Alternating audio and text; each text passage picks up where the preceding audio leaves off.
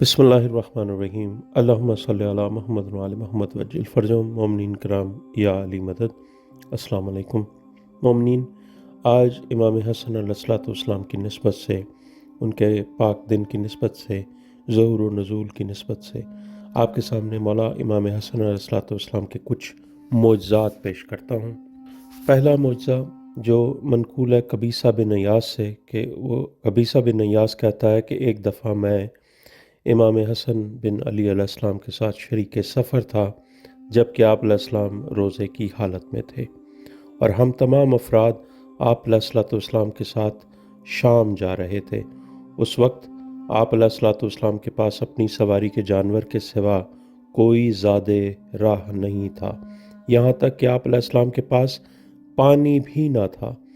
جب سورج غروب ہونے کے بعد آسمان کے افق پر سرخی غائب ہو گئی اور ہم سب نے نماز عشاء پڑھ لی، تو آسمان کے دروازے کھول دیے گئے اور ان دروازوں سے ریشمی رومال نیچے لٹک رہے تھے۔ پھر ملائکہ آسمان سے زمین پر نازل ہوئے اور وہ اپنے ساتھ دسترخوان، مختلف انواع و اقسام کے پھل، کھانوں کے تشت اور مشروبات کے جام لے کر آئے۔ بس یہ آسمانی دسترخوان بچھا دیے گئے اور ہم 70 افراد نے ہر گرم اور ٹھنڈی چیز کو سیر ہو کر کھایا۔ پھر اسی طرح یہ دسترخوان اوپر اٹھا لیے گئے، جبکہ ان کھانوں اور پھلوں میں سے کچھ کم نہ ہوا تھا۔ اور اسی طرح دوسرا معجزہ آپ کے سامنے، یہ روایت ہے ابراہیم بن منصور سے، کہ ابراہیم بن منصور کہتا ہے کہ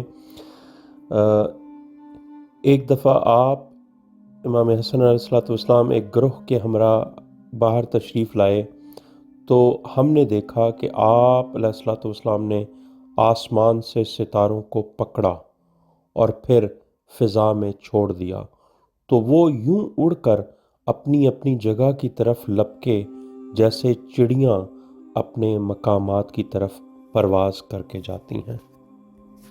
اللہم صلی علی محمد وعلی محمد وجل فرجہم۔ اس سے ایک اور معجزہ آپ کے سامنے گوش گزار کرتا ہوں کہ امام حسن علیہ الصلوۃ والسلام اپنے بچپن میں، ظاہری بچپن میں موجود تھے، تو راوی کہتا ہے کہ میں نے دیکھا کہ اس دوران امام حسن علیہ السلام نے کھجور کے ایک درخت کو پکارا، تو وہ آپ علیہ السلام کو لبیک کہتے ہوئے ایسے آپ علیہ السلام کی طرف یوں جھکا جیسے بیٹا اپنے باپ کے سامنے عجز و انکساری کا اظہار کرتا ہے۔ اللہ اکبر۔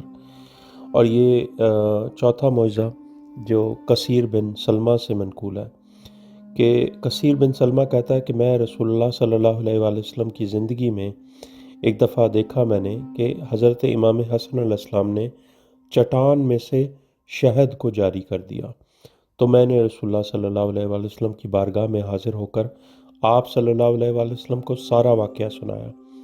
آپ صلی اللہ علیہ وآلہ وسلم نے فرمایا، کیا تم لوگ میرے بیٹے کی فضیلت کا انکار کرتے ہو، حالانکہ یہ سید و سردار باپ کا سید و سردار بیٹا ہے۔ آسمان میں آسمان کی مخلوقات اور زمین پر زمین کی مخلوقات اس کی اطاعت اور فرما برداری کرتی ہیں۔ اللہ اکبر۔